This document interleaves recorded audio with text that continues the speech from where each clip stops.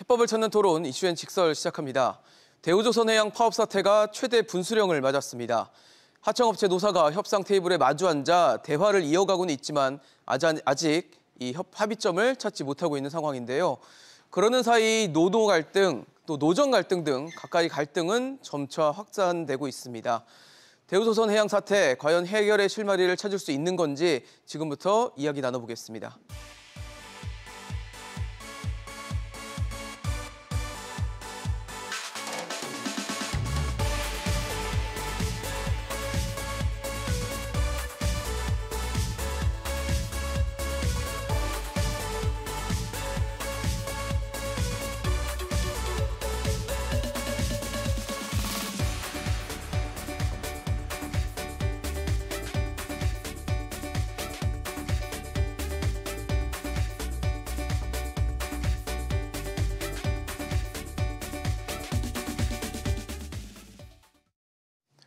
네, 오늘 함께해 주실 세 분 소개하겠습니다. 단국대 경제학과 김태기 명예교수, 중앙대 사회학과 이병훈 교수, 사회연대포럼 정용건 대표 나오셨습니다. 어서 오십시오. 네, 안녕하세요.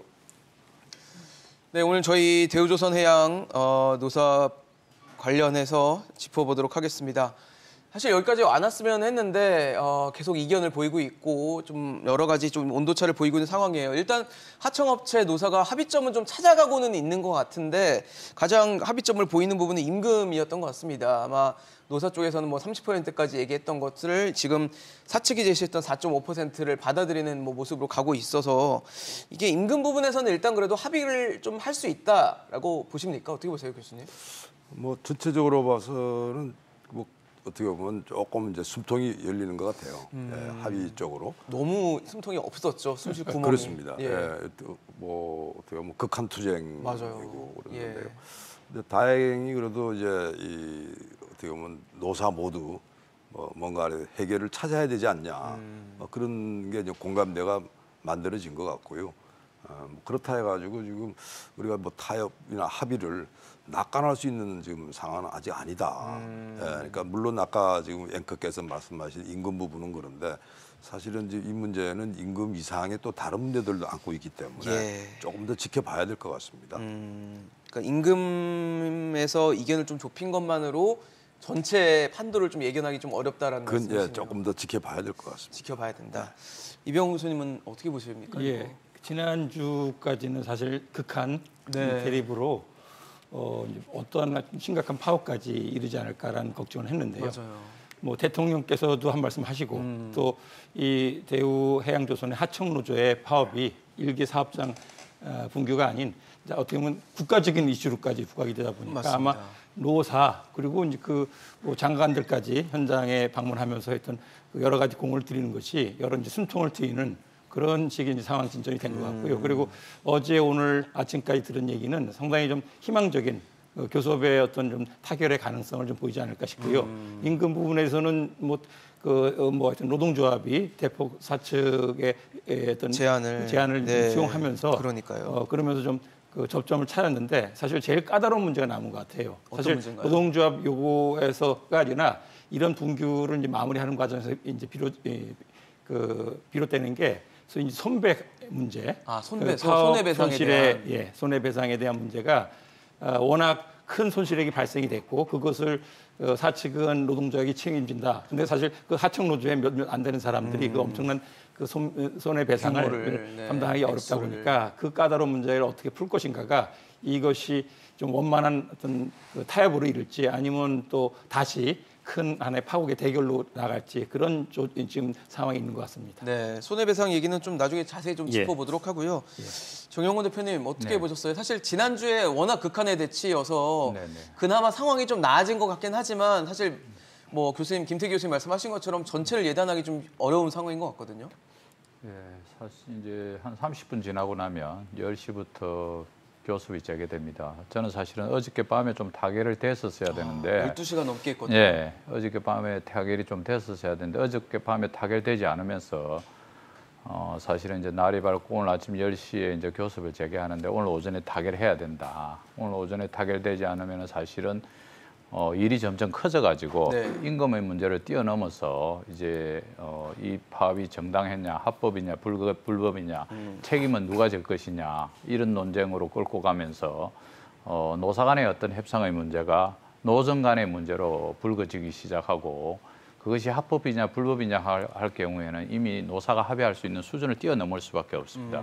그렇게 나올 경우에는 뭐 당연히 뭐 싸움은 길어질 수밖에 없고 어저께 상황도 사실은 그제 상황을 확인하면은 뭐 금속노조에서 한 5천 명 가까이 와서 집회를 했고요. 전국에 많은 노동자들이 와서 집회를 했고 또 안에서는 대우조선 내에 이제 사무직 노조를 중심으로 해서 또 수천 명이 또 빨리 정상화하자고 집회를 했고 맞아요. 지역에 있는 주민들, 그 지역의 주민들은 다들 불안해하면서 빨리 좀 합의됐으면 좋겠다고 이야기하고 있고 그러니까요. 이런 구조 속에서 시간이 더 끌어서는 안 된다. 대우조선은 점점 더 어려워지고 있는 이런 상황이고 또 투쟁하는 노동자들도 되게 힘들 수밖에 없기 때문에 오늘 아침에 교섭이 열리면 정말 눈 질 것 같고 명분에 연연하지 말고 임금 부분은 상당히 의견을 접근을 한 겁니다. 그래서 올해 4.5%, 내년에 10%, 그리고 뭐 조금 뭐 양해 차지는 않지만 상여금 일부 이런 것까지 해가지고 노사가 다 합의를 했어요. 서로 양보해서. 그래서 이 손배소 문제에 관련해서도 뭐 글자에 연연하지 말고 상호 신뢰를 가지고 합의해야 된다. 예, 말씀드립니다. 그러니까요. 사실 근데 지금 임금을 노조가 처음에 제시했던 게 30%인데 그만큼 어떻게 보면 최근에 임금 인상 폭 치고는 굉장히 큰 폭이긴 해요. 근데 사실 그럴 만한 주장을 할 수밖에 없었던데도 이유가 있다라는 또 해석도 있고 노조가 그만큼 그동안 많은 것들을 좀 감수해 왔다. 그래서 얘기가 나오는데 사실 조선업계 업황이 안 좋았다가 좀 살아났거든요. 근데 이게 왜 하청업체 혹은 하청업체에 있는 근로자, 노동자들에게는 이렇게 좋은 따뜻한 바람들이 왜 불어닥치지 않는 걸까요? 사실 이 조선업이 지금 다른 데랑 조금 성격이 좀 다릅니다. 어떤 조선업 특성이 경우는 뭐 주문이 들어오면요. 나중에 돈이 다 들어오는데 한 2, 3년 걸려요. 그러니까 처음에 예를 들어 이제 계약을 했다 이거죠. 주문 들어왔다고 바로 뭐가 나오는 게 아니에요. 예, 예. 뭐 이런 아주 큰 계약이라고 치자고요. 그게 뭐 한 5천억짜리 배 한 척에 따르면 그게 예를 들어 처음 돈 받는 거는 한 10% 정도 해가지고 그다음 그게 단계적으로 줍니다. 근데 사실 지금 계약은 막 들어와요. 지금 막 주문이 들어와서 너무 기뻐. 기쁘죠. 그리고 특히 무슨 뭐 탈탄소 그래가지고 대우조선 경우는 LNG선 잘 만드니까요. 막 일감이 막 넘치는데 문제는 지금 현재 이 대우조선이 뭐 아시다시피 지금 대우조선은 그냥 그 매각을 시켜야 될 정도로 굉장히 어렵지 않았습니까? 네네, 그러니까 이제 그런 상황이다 보니까 사실은 뭐 이 원청 근로자들도 힘든 상황이에요. 근데 하청은 더더욱 힘듭니다. 그러니까 어떻게 보면 지금 그런 시간적인 문제, 상당한 시간이 좀 지나야지 지금 금년도가 그렇게 계약이 밀렸는데도 적자입니다. 이게 이제 돈이 들어오기 시작해가지고 이제 돈이 아직 안 돈이 들어온 들어와야 상태인 되니까요. 거죠. 예. 그러니까 영업이익 매출로 반영이 되기까지는 반영이 안 시간이 된 필요하다는 거죠. 거죠. 예, 예. 그러면 그게 이제 내년도 되면 그러잖아요. 그다음에 이게 대우조선 경우는 쉽게 말해 10조 원 정도, 10조 원 이상이 공적 자금 들어가는 회사입니다. 맞아요. 네. 그러니까 사실은 뭐 이게 좋다고 이렇게 그냥 뭐 할 수 있는 입장이 못 된다. 그래서 어떻게 보면 좀 일반 근로자, 특히 하청 근로자들 입장에서는 정말 답답할 거예요. 왜냐하면 그러니까요. 그때 대우가 대우조선이 사실상 이제 무너지는 네네. 이 와중에 있어가지고 가장 어떻게 보면 타격을 많이 받은 사람들이 하청 근로자거든요. 뭐 그 사람들은 당연히 지금 이제 막 주문 들어오면 이제 우리 옛날 임금 했던 거 좀 복구해주고 좀 해줘야 되는 거 아니야? 라고 하는 이야기가 나올 만한 거죠. 그러니까요. 네. 참 주문은 들어와서 좋은데 이게 당장의 실적으로 이어지지 않고 이게 실적이 당장은 안 나오다 보니까 이걸 임금을 올려줄 수 없는 이유가 된다는 거는 좀 마음이 안 좋은데 구조적으로는 안 되는 문제라고 봐야 되나요? 예, 그 김태희 교수님이 어떻게 보면 조선 또 네. 유사한 이제 프로젝트형 그 생산 과정을 갖고 있는 건설이라든가 아니면 항공기 제작 같은 경우는 유사합니다.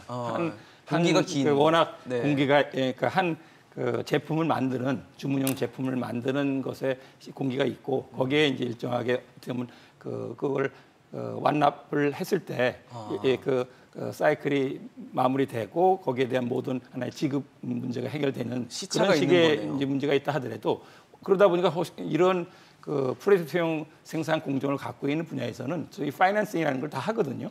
중간중간. 그러니까 그 돈 들어올 때까지 2년, 3년을 그냥 그 자기 돈을 다 메꾸면서 할 수는 없잖아요. 그러니까 일정하게 자기 재정적인 관리를 다 하면서 그러면서 인건비라든가 소요 생산 비용을 감당을 하고 그리고 일이 마치면 거기에 대한 전체 또 중도금이라든가 전체 이제 완납된 비용을 받게 되는 구조인데요. 오히려 그런 문제가 있기도 하지만은 더 근본적인 거는 사실 원화청 간에서 이제 원청 대우해양조선하고 그리고 그 해양조선이 이 많은 업체를 거느리고 생산을 실제 진행하는 하도업체와의 그 거래 관계가 워낙에 좀 그 불공정하다라는 얘기를 우리가 구조적으로 좀 많이 얘기를 하게 됩니다. 그래서 아까 말한 대로 이런 그 수주하고 생산하는 과정에 일정하게 나름대로 그 운영할 수 있는 자금을 대우해양조선이든 아니면 또 해양조선의 대주주인 산업은행이든 공적으로 그걸 뒷받침하면서 운영이 돼야 되는데 그런 것에 어떤 문제가 있으면 그 문제의 책임 내지는 고통을 이제 하청업체에 다 좀 맡기는 형태가 되고 그리고 이 경기가 살아나거나 하는 좀 순풍이 불면은 그것에 대한 보상이 제대로 안 되다 보니까 오죽하면 이제 하청업체에서는 그 30%라는 것을 두고서는 일반 국민들이 아마 상식적으로 이게 뭔 임금이냐 할 텐데 그만큼 많이 깎인 것을 좀 정상화하자라는 취지로 얘기가 나온 거고 그것을 현재 교섭에서도 노동조합이 올해 뭐 4.5% 5% 그리고 내년에 10% 하는 그런 수준으로 좀 나름대로 좀 합리적인 그 타협책을 찾은 것 같은데 문제는 이제 구조적으로 원화청의 그 거래 구조가 좀 불공정하다 보니까 그런 가운데 좀 쌓였던 현장의 어떤 불만이라든가 아니면 또 실제 내용을 보면은 10,000원이 간 넘는 그런 하나의 이제 인건비 시급을 받다 보니까 시급 기준으로 하다 보면 사실 좀 그 상식적으로 이해가 안 돼요. 우리가 건설 분야라 유사한 건설 분야를 하더라도 그 하루 일하면 한 20여만 원, 그러니까 25만 원 내외를 받는다라고 하면은 시급이 그 지금 대우조선 같은 경우가 나름대로 제조업으로서는 아무튼 좋은 일자리라고 얘기를 하게 되는데 사내하청이라는 이유로 해가지고 다른 유사한 분야에서도 절반 이하의 급여를 받는다라고 하다 보니까 실제 그런 식으로 인력을 활용하게 되면은 그러면 사실 많은 사람이 떠날 수밖에 없고 노동조합이 주장하듯이 그리고 그 인력을 이때는 이제 외국인 인력으로 대체하게 되면은 생산 품질이 그만큼 떨어진다든가 많은 문제가 있는 것을 어떻게 이와 같이 방치하거나 지속하게 되는지 그래서 이번 이런 이제 교섭이나 분쟁을 좀 거치면서 대우조선 차원에서도 좀 근본적으로 이 사내 하청 인력의 관리라든가 여러 가지 좀 개선점이 한번 우리가 따져봐야 되지 않을까 말씀을 드립니다. 사실 뭐 원화청 문제가 이 대우조선만의 문제는 아니에요. 국내 산업계 전반에 좀 깔려 있는 고질적인 병폐 문제일 수도 있는데 그렇다면 대우조선은 그러니까 원청이죠. 원청인 대우조선해양은 과연 뭘 하고 있는가? 지금은 하청 근로자랑 이제 직접적인 교섭권은 없다라면서 한 발 빼고 뒷선으로 물러나 있는 상태인데 뭐 일종의 뭐 공정위에서 제재를 받는다거나 그다음 하청업체에 뭐 개입을 한다거나 이런 식으로 얘기를 하고 제재를 받는 상황에서 또 이런 논쟁거리에선 좀 피해 보겠다라는 것 자체가 너무 소극적인 태도 아닙니까? 지금 대우조선의 전체 노동자들이 한 2만 명 정도 됩니다.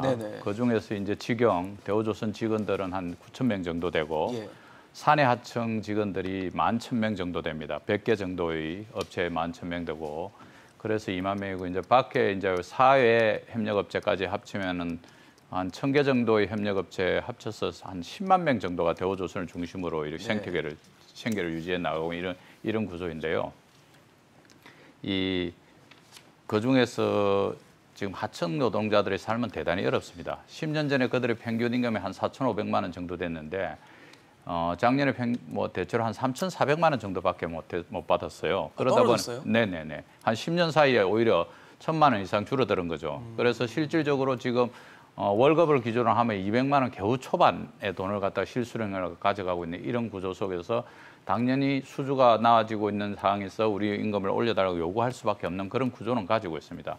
그렇지만 여전히 또 이제 이 협력사 노동자들의 사적인 이제 협력사들은 원청한테 받는 기성비가 작년에 이제 올해 5% 정도밖에 인상을 못 받았어요. 그래서 대단히 낮은 규모 정도밖에 안 되는 그런 상황이었고 또 한편으로 이제 원청인 대우조선은 어떤 상황이냐. 수주는 들어온다 해가지고 대우조선 좋아진다고 이렇게들 이야기하고 계시는데 실질적으로 지난 한 3년간 수주 절벽이 있었습니다. 아, 그래서 수주가 안 됐죠. 독구가 상당 네. 부분 비어 있었던 거죠. 그래서 작년 뭐 대우조선 재무제표 보시면 아시겠지만 무려 1조 7천억의 적자가 났습니다. 그리고 올 상반기에 1분기에 4,700억의 적자가 났고 2분기 추정치로 한 1,000억 정도 나서 올 상반기도 한 6천억 가까이 적자가 나는 이런 구조에 놓여 있는 거죠. 그 대우조선으로서는 하청업체들의 임금을 올려줄 수 있는 영향을 별로 갖고 있지 못합니다. 여기 이제 대우조선의 최대 주주가 다 아신 대로 산업은행입니다. 네네. 산업은행의 55.7%의 대우조선의 지분을 가지고 있어요.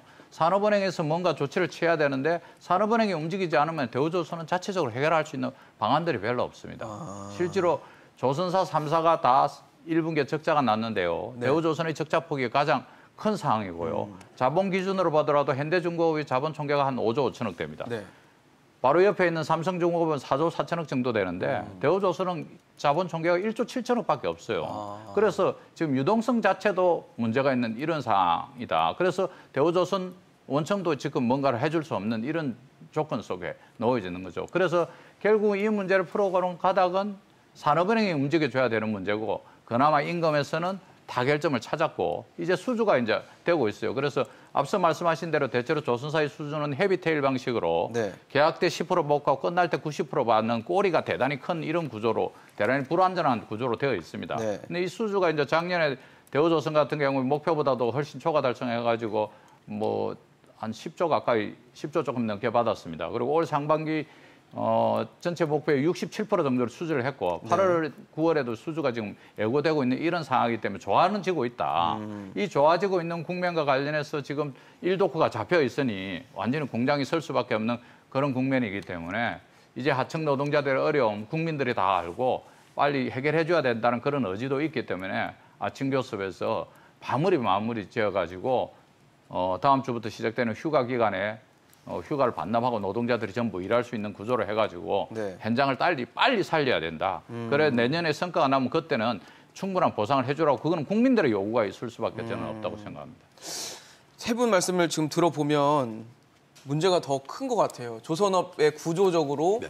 당장 주문을 뭐 들어왔다 그래서 그게 수익으로 이어지지 않는 부분들, 그다음에 원하청의 고질적인 병폐들, 그리고 대우조선도 지금 적자를 아직도 보고 있는 상황들, 그런 걸 봤을 때는 산업은행이 뭘 해야 되는 거 아닙니까?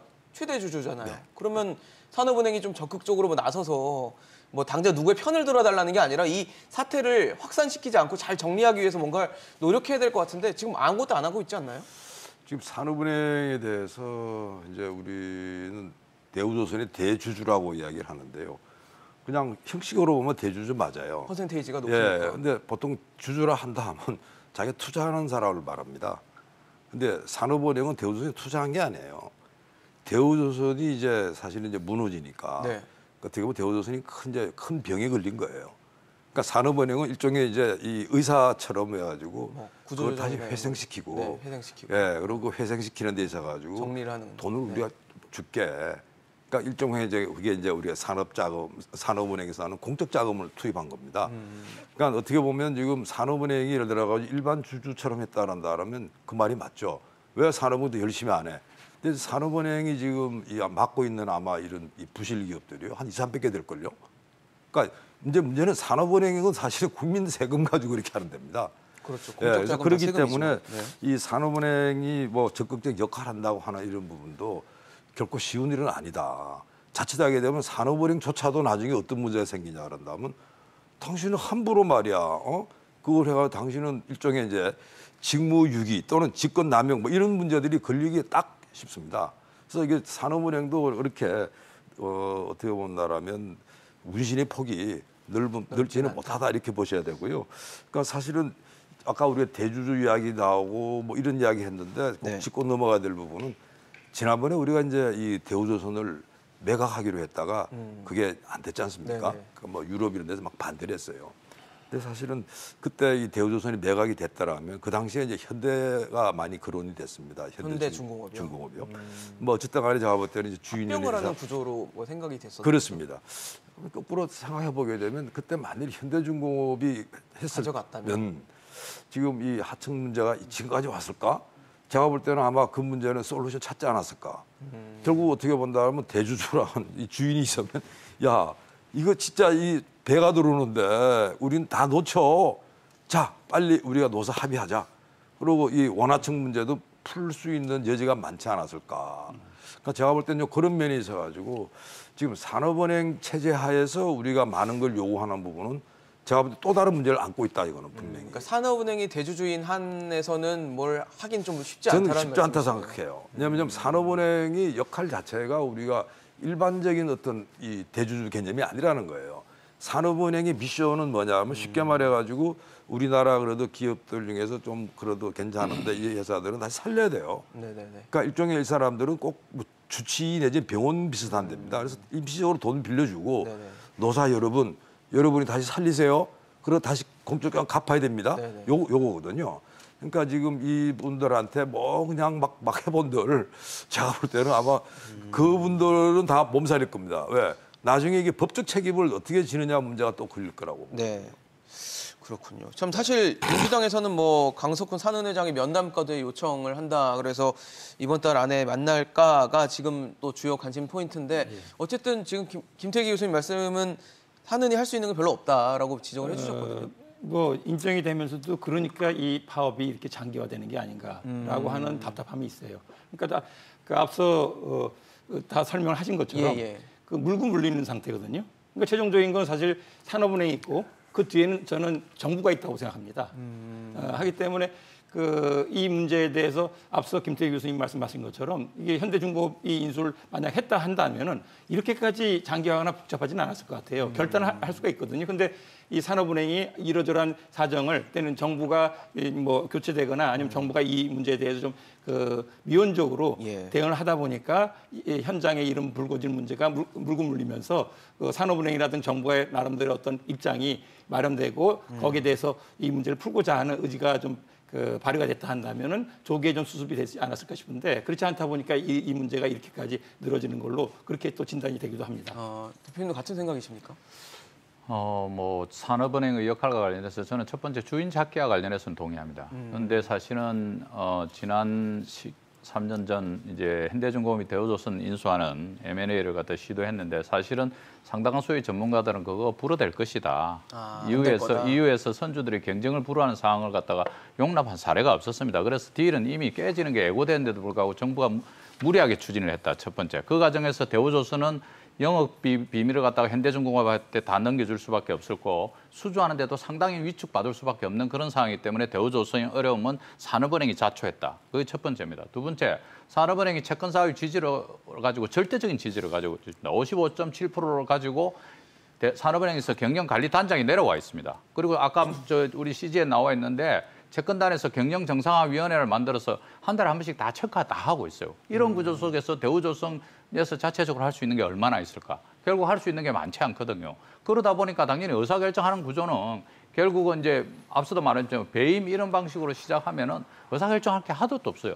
주인이 있으면은 다 해결했죠. 삼성중공업은 10% 올려주기로 결정했기 때문에 사내 하청 문제가 안 생긴 거 아닙니까? 그런 결단을 갖다가 누군가가 해야 되는데 말씀하신 대로 그린라이트를 켜야 돼요. 그린라이트를 켜야 됩니다. 그래서 정부에서 산업은행에 지금 이 상황 봐서는 뭐 하반기부터는 이익이 좀 날 수 있고 내년에는 뭐 훨씬 더 많이 진행될 수 있다고 보고 있기 때문에 그 정도는 용인할 수 있는 수준이라고 빨리 좀 그린라이트를 켜가지고 주고 그러면 자 대우조선도 해라. 그렇게 하면은 뭐 지금 이제 교섭을 하고 있는 노사가 빨리 합의할 수 있는 이런 구조가 있는데 쳐다보고 불법이냐 합법이냐 이거 쳐다보다가 현장은 멍들어가고 있는 것입니다. 신속히 의사결정을 할 주체자가 있는데도 불구하고 의사결정이 하지 않다 보니까 이런 일이 오고 있는데 이게 여기서 끝날 것인지 앞으로 길어질 것인지 또 다른 산업 현장에 계속 이런 문제가 생기면서 노사관계가 더 경제를 갖다 어렵게 할 건지와 관련해서 정부가 판단을 해야 된다. 정부가 판단을 해야 된다까지 얘기해 주셨는데 참 어렵습니다. 복잡하고 이게 잘 풀릴 수 있을지에 대해서 근본적으로 좀 의문이 드는데 앞서 말씀해 주셨던 임금 문제는 일단 어느 정도 좀 좁혀졌는데 가장 큰 문제로 지목을 하셨던 게 손해배상 문제였어요. 손배소를 어떻게 할 것인가. 근데 사실 12시간이 넘는 마라톤 협상이 잘 안 됐어요. 결과적으로는. 잘 빈손으로 끝났는데 그리고 나서 노조에서 바로 브리핑을 하더라고요. 그래서 얘기를 들어보니까 손해배상 청구 취하에 대해서 사측이 굉장히 긍정적으로 보고 있더라. 근데 그걸 입장을 바꿨다라고 지적을 했고 사측은 아직 협상 중인 문제고 뭐 문서화되지도 않는 부분인데 이걸 이렇게 기정사실하면 어떡하냐 이런 식으로 또 대립을 하고 있어서 손배소 문제는 정말 이건 약간 법적인 문제잖아요. 이걸 어떻게 해결할 수 있을까요? 사실 그 문제도 뭐 해법이 없는 건 아니에요. 어떤 해법이 있을까요? 사실은 뭐 손해배상 문제의 경우가 그걸 뭐 액수 그대로 다 손해배상을 한다고 생각하는 사람 별로 없을 겁니다. 지금 도크 점거대에서 못하고 있으니까 뭐 이 손해 7천억이라고 피해, 회사는 네. 뭐 주장을 하는데요. 네. 제가 볼 때는 그 7천억을 다 손해배상을 한다고 생각하는 거는 제가 볼 때는 그냥 뭐 하는 말이고요. 그건 제가 볼 때 불가능한 이야기고. 노조한테 이걸 물리겠다는 거잖아요. 그렇죠. 물린다면. 예, 그러니까 지금 이제 파업을 하는 네네. 이제 뭐 하청지회나 아니면 그게 제가 볼 때는 만약 금속이 지금 같이 이렇게 막 가담을 하잖아요. 금속 노조가요. 예, 그럼 그까지도 갈 수도 있어요. 근데 문제는 이제 7천억 이야기가 나오니까 예. 이제 사실은 뭐 좀 어마무시한 돈이죠. 그럼요. 그러니까 그 부분은 제가 볼 때는 이래야 될 것 같습니다.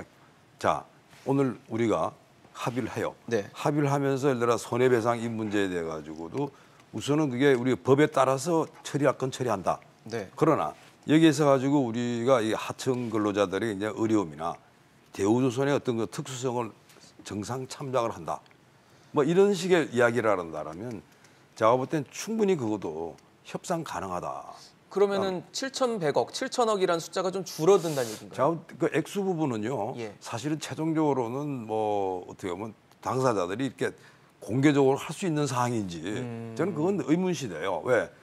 정부도 마찬가지입니다. 아니 정부가 무슨 권한으로 그거를 손해배상을 청구를 안 한다 그래요? 그러니까 산업은행이 당장은 산업은행은 돈을 빌려준 데입니다. 네네.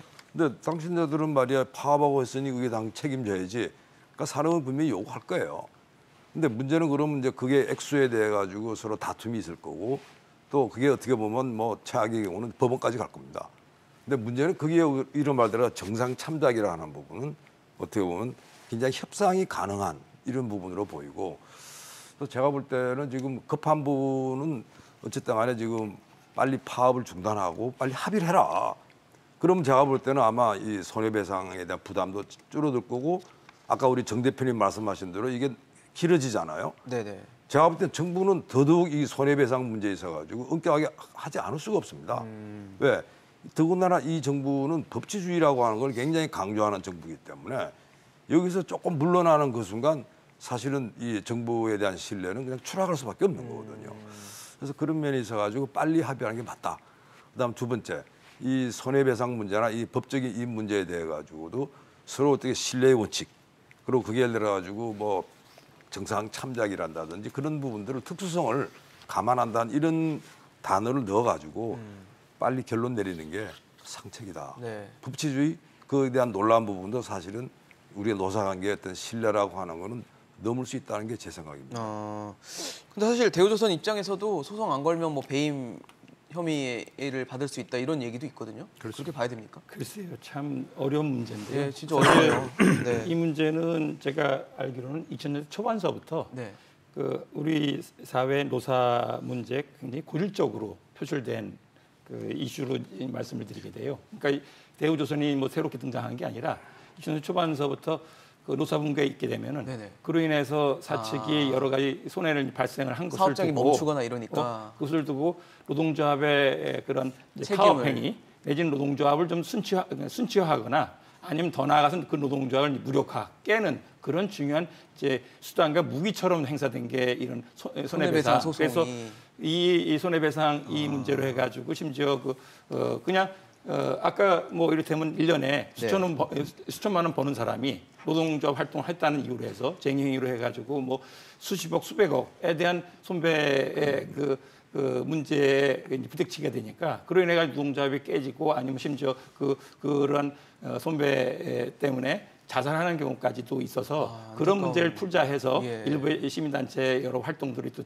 현재까지 전개되고 있고 이걸 제도적으로 이걸 좀 손을 봐야 된다. 왜냐하면은 어떻게 보면 그 노동조합의 손배 가압류라는 형태가 노동조합의 정상적인 노동권 행사를 크게 제약하고 박탈하는 식의 이제 문제까지 된다는 얘기가 되거든요. 그래서 그동안에 이런 하나의 좀 논란이 되는 이슈가 사실 또 이제 그 대우조선의 핵심 뜨거운 감자처럼 떠오르게 되다 보니까 당장 노동조합 입장에서도 그 손배 문제가 일정하게 좀 그러니까 형사상으로는 그거는 이제 공적으로 해결할 문제니까 법원까지 가게 된다면 거기에 대한 책임을 져야겠죠. 근데 민사상의 그 소송을 사측이 이제 청구하게 된다 하고 그게 실제 그런 것들의 판결이 이루어지게 됐을 때는 노동조합 이 자기들이 하여튼 그 문제가 있어가지고 파업을 할 수밖에 없던 문제로 해서 사후적으로 부딪히는 그런 부담은 워낙 크기 때문에 거기에 대해서는 사실 수용하기 어려운 상황 속에서 이제 노사 간에 굉장히 어떻게 보면 좀 이 접점을 찾기 힘든 문제인데요. 이거를 대승적으로 이 파업 농성을 좀 장기화를 막겠다 한다면 여기서는 좀 사측이나 아니면 정부에서 그 문제를 풀기 위한 뭔가 선처가 있어야 되지 않을까라는 저는 의견을 드립니다. 대표님 어떻게 보십니까? 어저께 이제 교섭이 결렬되고 나오면서 노사의 입장이 다 달랐단 말입니다. 네, 맞아요. 그런데 사실은 노사가 그러니까 이제 협력사 대표들하고 우리 투쟁하는 노동자들하고 둘 다 이제 노사관계 경험이 많지 않습니다. 저는 사실은 손배소가 가장 큰 쟁점으로 떠올 것 초기부터 생각했었는데 오히려 이제 손배소 문제와 관련해서는 서로 별로 뭐 논의하지 않고 계속 협상을 진행하는 과정을 지켜봤는데요. 지금 현재 법적으로는 우리 노동자들이 대략 불리한 위치에 놓여 있습니다. 조선사의 1도권은 사실은 노사분규가 그렇게 극심하던 대우조선도 1도권을 잡은 적은 없습니다. 전체 물량의 40% 정도 되고 지금 이제 조선사 내에서 2도권이나 플로팅 도구에서 만든 블록들이 다 쌓여지기 가고 있기 때문에 배가 앞으로 밀어내야 되는데 지금 못 밀어내고 있는 막혀 있는 거예요. 최종적으로 못 밀어내고 있는 이런 구조이기 때문에 지금 거의 뭐 이제 전 공장이 다 마비 상태에 돌입하고 있는 이런 상황에서 사실은 책임을 어느 정도 순까지 물을 것인가의 부분인데요. 냉정하게 하면 이 노동자들이 돈이 어디 있습니까? 전체 350명 중에서 120명 투쟁하다가 지금 한 90명 정도 남아있는 조합원이 남아있는 이런 구조 속에서 이제 한 분이 철창에 나머지 6분이 이제 20m 선박 위에 올라가 있는 이 구조 속에서 그분들이 돈을 합쳐서 7천억을 어떻게 해결합니까? 사실은 가능하지도 않는 이런 부분들로 법과 원칙을 지킨다 이렇게 하지 말고 정부에서도 좀 선처하는 측면에서 또 우리 노조 입장에서도 너무 이걸 가지고 완벽한 합의를 구하기 어렵다. 노동운동의 지도부들이 책임지지 않고 노동운동 할 수 없는 그런 구조 속에서 우리가 살아왔지 않습니까? 그래서 저는 정말 이 문구에 연연하지 말아야 된다. 그래서 최소한 하기 위해서 노력한다. 뭐 이 정도 수준에서 합의서에서 쓰고 양쪽 다 빨리 물러서고 나오는 것이 좋지. 이게 지나고 나면 별일이 아니지만 여기서 합의가 안 되면 오늘 여기서 합의가 안 되면은 이제 협상이 안 됩니다. 네. 임금은 합의가 됐기 때문에 협상이 안 돼도 그러면 이제 뭐 진영 간의 대립으로 이렇게 해가지고 쟁점이 시작하고 그래 그 법을 이렇게 어겼단 말이야 한번 손볼까 이렇게 하기 시작하면 정말 파국으로 가는 겁니다. 파국으로 가기 전에 글자 한자 문구 한자에 너무 연연하지 마라. 지나고 나면은 사실은 이 문제들은 큰 싸움에서 큰 문제가 되지 않았다 오히려 노사가 물러서야 됩니다. 네, 빨리 좀 해결을 하는 게 더 낫다. 양보할 건 하고 문구에 너무 연연하지 마라라고 얘기를 해주셨는데 지금 저희가 얘기하고 있는 건 하청업체와 하청업체 또 이제 노동자들, 그러니까 어떻게 보면 노사 갈등인데 노노 갈등도 있더라고요. 그러니까 여기 파업에 참가하지 않는, 동참하지 않는 또 다른 하청에 계신 직원분들도 계셔서 노노 갈등까지 또 번지다 보니까 갈등이 갈등을 계속 낳고 있습니다. 지금 어떻게 보십니까? 사실은 이 문제가 더 아픈 문제예요. 그러니까요. 네, 그러니까 뭐 노사 갈등보다 더 지금 골치 아픈 게 노노 갈등 문제인데 아까 우리 원하청 이야기했잖아요. 네네. 아까 우리 앵커께서 그런 질문하셨습니다. 이게 뭐 대우조선에서 조금 더 적극적으로 원청이니까, 원청이니까 좀 좀 나서주면 해야 되는 거 아니냐 뭐 이런 생각을 이야기를 했는데. 하셨는데 지금 그 말씀을 좀 드려야 될 것 같아요. 그러니까 사실은 이 원하청 협력 관계라고 하는 거 굉장히 중요합니다. 근데 이 원하청 협력 관계라고 하는 거 원청 노조, 원청 기업, 이 하청 노조, 하청 이 노동조합에 대해서 네. 뭔가 이제 배려하고 양보하는 데 시작이 되는 거거든요. 근데 그게 사실은 이제 원하청 협력입니다. 근데 지금 우리가 그게 굉장히 어렵게 돼 있어요. 우선은 아까 이제 대우조선 말씀하셨잖아요. 그다음에 또 산업은 있고 그러는데 지금 우리가 원하청 협력한다 그러면 지금 어떤 협력을 우리가 원하냐 그러면 예를 들어 가지고 뭐 하청 근로자들 경우도 뭔가를 들어 가지고 일감이 없을 때 좀 다른 일도 좀 할 수 있고 뭐 그래 가지고 뭐 정말 조선이 지금 갑자기 불황이 들어갔어. 어떡할 거예요? 그 생계는 유지할 수 그렇죠. 있는. 다른 일도 같이 할 수 네. 있고 뭘 배우고 이렇게 되지 않겠습니까? 그래야 그 사람들의 삶의 안정이 되잖아요. 근데 그거 하기 굉장히 어렵습니다. 그거 왜 어려운 줄 아세요? 왜 어려울까요? 그거요. 이 사내 하청에 돌아가지고 예. 회사가 원청에서 뭘 좀 하잖아요. 아 이거 불법 파견으로 걸립니다. 아, 그러니까 기본적으로 원청 이 기업이 할 수 있는 게 없어요.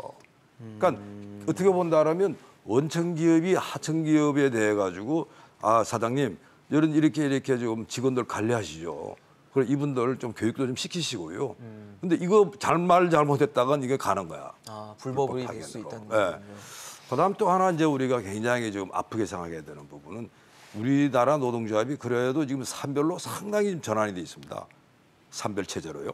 그리고 특히 금속이 이제 앞선다고 그러는데 네. 도저히 이해가 안 되는 게 이게 사실은 어느 나라의 산별 노조에서 원하청 노동조합끼리 이렇게 붙는 경우가 어디 있습니까? 지금 대우조선의 원청 노동조합과 네. 하청 노동조합 사이에서 붙고 있는 셈이거든요. 그러니까 이게 어떻게 보면 지금 이게 진짜 웃기지도 않는 일이야. 그래서 원청 대우 노동조합 경우는 야 우리 금속노조 탈퇴할 거야 지금 이러고 있습니다. 그러니까 사실은 이 부분에 있어 가지고 금속노조는 그럼 그 사이 뭐했냐?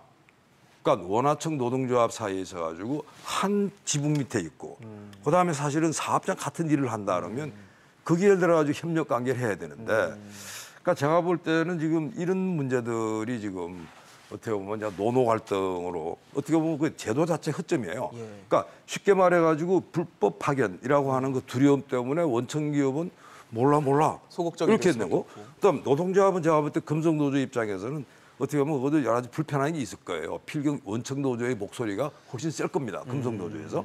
그럼 금속노조 입장에서는 여러분 우리 노동운동은요 정말 낮은 데로 가야 돼요. 하청 노동자도 우리 지원해야 됩니다. 이렇게 해가지고 어떻게 원하청 노동조합을 이렇게 했으면 이런 일이 없지 않았을까. 그래서 사실 노노 갈등이라고 하는 부분은 어떻게 보면 우리 제도 자체가 지금 엉성하다 보니까 이게 무슨 원하청 이 갈등이 이렇게 커지지 않았나 이런 생각입니다. 네. 어떻게 보세요, 교수님? 노노까지 갈등이네요, 이제. 이것도 사실 뭐 대우조선해양 네. 노노 갈등 문제는 우리 사회에 지금 여러 가지 번지고 있는 그런 것의 어떤 집약판으로 또 느껴져요. 그래요. 그러니까 최근에 우리 최저임금 인상을 둘러싸고 또 을들의 전쟁이라고 있었고요. 맞아요. 그리고 또 정부 정책으로 시행됐던 비정규직 전환을 두고서 또 그 정규직과 비정규직 공공기관에 또 또 갈등들을 노동자끼리. 노노 갈등을 우리가 지켜본 것처럼 그 어떻게 보면 우리 사회가 그만큼 각박해진다는 얘기죠. 좀 유리한 아니면 우월된 위치에 있는 사람들조차도 자기의 어떤 생활, 자기의 어떤 생계라든가 이후의 일자리든 생활 자체가 굉장히 불확실하다는 생각이 들다 보니까 어떻게 보면 남을 좀 챙기고 더불어 같이 할 수 있는 식의 엄두가 안 나는 상황 속에 이제 자기의 어떤 여러 가지 생활의 문제를 낳는 것에 대해서는 용납을 못하는 그런 행동들이 나타나다 보니까 지금 말하는 노노 갈등, 을들의 전쟁 등등이 이렇게 널리 퍼지게 되는데요. 그런데 돌아가서 보면 뭐 그 해당 산업의 하나의 생태계에 하청 기업이 있어서 전체 대우조선해양이라는 생산이 이루어지고 정규직이 같이 또 어우러서 일이 되면서 하나의 또 수익을 올리는 구조가 되는데 물론 그분들이 그 사무직 노조나 아니면 지역에 계신 분들로서는 이 50일 되는 파업 때문에 여러 가지 지금 그 곤란을 겪고 있고 또 이것이 더 앞으로도 더 큰 문제가 될 거라는 식의 우려가 되는 건 제가 이해 못할 뻔 아닌데 그것을 자기 이 문제 때문에 네가 쌓아온 것들을 잘못됐고 중단해라라고 하는 식의 상황으로 치닫는 것은 매우 좀 어떻게 지켜보는 입장에서는 또 다른 하나의 을들의 어떤 전쟁처럼 되어지고 그것이 우리 사회에 바람직한 해법이라는 말씀을 좀 드리고 싶고요.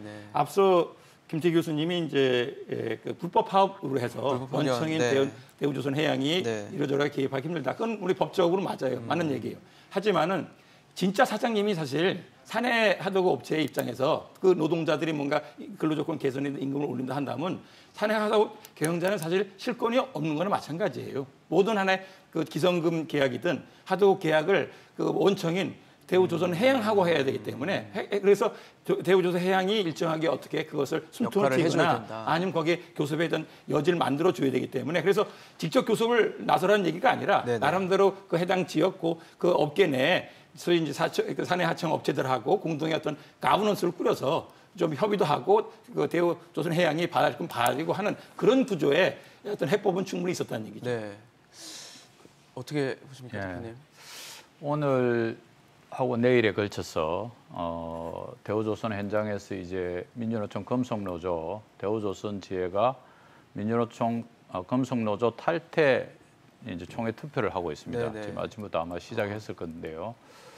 하청 노동자들의 투쟁을 바라보면서 많은 국민들이나 많은 사람들이 되게 불편해하고 있습니다. 노동자들끼리 왜 연대하지 못하는가와 관련해서.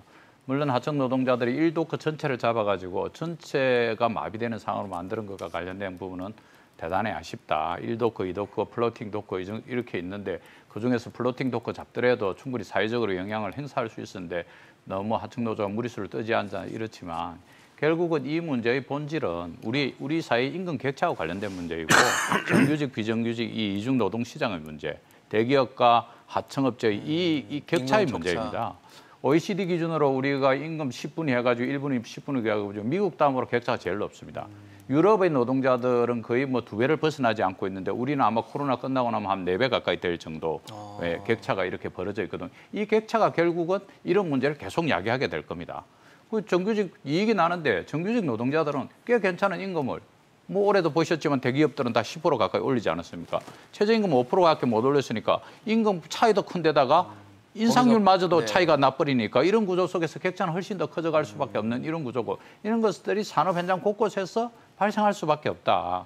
그래서 이와 관련해서 책임은 누가 질 것인가? 결국은 저는 뭐 우리 노동조합들, 그다음에 사용자들, 정부가 다 책임이 있다고 바라고 보고 있습니다.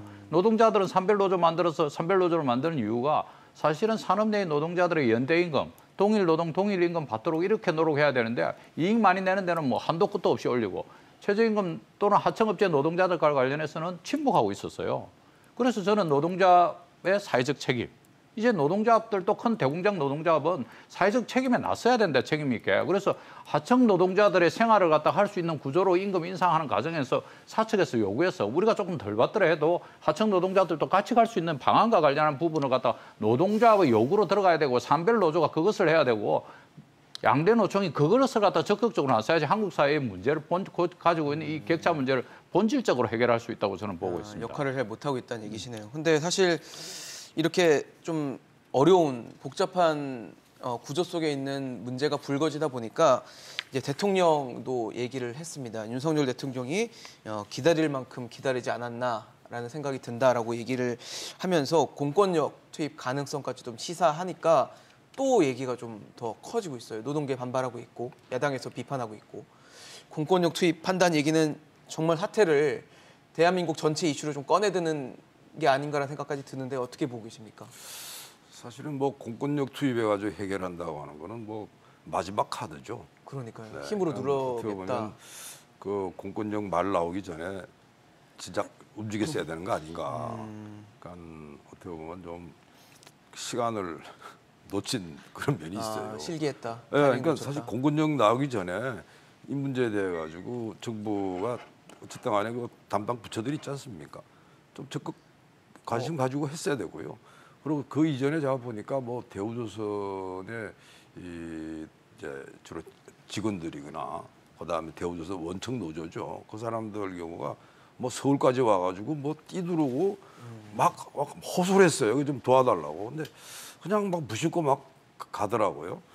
사실은 지금 이제 대통령께서 이제 그걸 보고 안 되다 보니까 지금 야 이제 더 이상 못 기다리겠다고 이게 이제 공권력 나왔는데 저는 이래 생각합니다.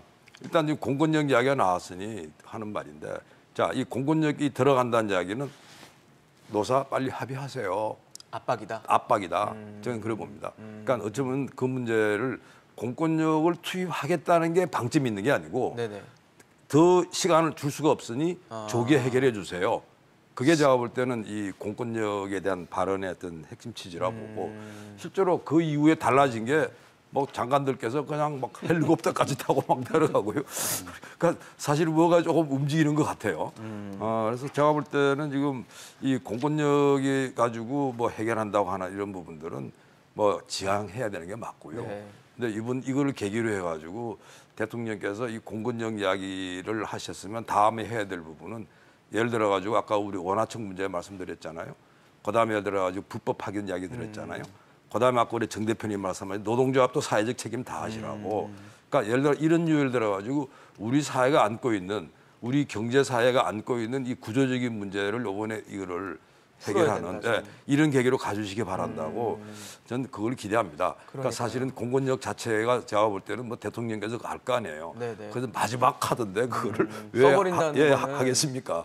그거 쓰지 않도록 빨리 카드다. 해주세요. 빨리 해라. 예, 그 되면 제가 볼 때는 이 문제에 있어 가지고 이번에 이걸 계기로 해서 쉽게 하면 노동개혁 하자고 말해야 됩니다. 그러니까 우선 정부도요 이런 식으로 하면 안 돼요. 좀 더 선제적으로 좀 움직여야 되고 네. 그다음에 사업주가 자기 책임하여 해야지. 그다음 노동조합도 여기에 대해 가지고 사회적 책임을 느껴야 되고요. 이런 알겠습니다. 상황입니다. 네. 어떻게 보세요, 교수님? 공권력 투입 경고성 멘트일까요? 좀 경고성이자 네. 압박용으로 충분하다. 사실 그동안의 정부 대응이 좀 여러 가지 미미했다. 이론적이고 네. 했던 것에 대해서 아무튼 그 이제 나서 가지고 대통령께서 그리고 또 총리 등등으로 이제 발언이 되면서 상황이 굉장히 아무튼 급전하고 있는 건 또 사실이거든요. 그래서 이 사태가 더 이상의 파국 없이 더 이상의 이 농성 파업이 좀 더 끌지 않는 형태로 좀 마무리되기를 바라는 마음을 다시 한번 밝히는데요. 예. 그 최우수단으로 저는 최우수단이라도 쓰면 안 될 것 같아요.